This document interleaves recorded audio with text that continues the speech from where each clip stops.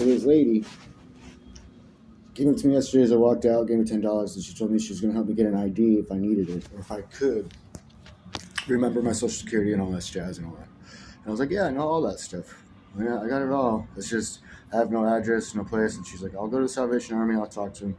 I'll do all this stuff. We just pay for it. And that's how it works. But you have to wait around a week to get it in the mail.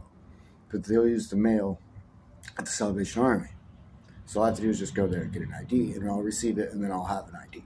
I don't have to do the whole go to Louisiana, go to a rehab for 6 months, because I'm not a freaking drug addict. If you can't tell, I got some fat on my cheeks. I might drink a little bit, but I wake up every day now not shaking. I smoke too much weed because of that, because that's my go-to. So my hard thing right now is I've been so stooped that people are like, wait around at certain times, because like certain moon cycles are doing certain things, and people know that if you're in certain towns, you can't ascend your level up because you're around too much 5G, too much this, too much that, too much fast food, too much everything, and using money and all that stuff. Like that stuff, using money and all that jazz, that takes you away from your spirituality. So this lady and some of the other people in the past couple of days have been like, hey, just hang around until the next day at like 4 in the afternoon. So it's where I can't I go skate all day, get drunk. By the time you see me, I'm gonna be freaking hammered because I have nowhere to go or nothing to do. And so, like when I hitchhike, I don't get hammered, Like I do, but not as much because you are what you attract. And so, long story short is, I can either spend this moment. I got wine, I got everything, I got money in my pocket, just don't have weed, and so I have to go get that, which is just down the road.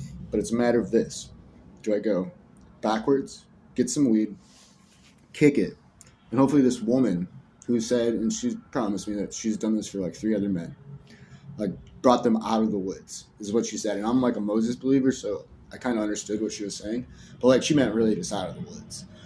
And so I don't know, I don't know. It's just hard to trust when you've been so.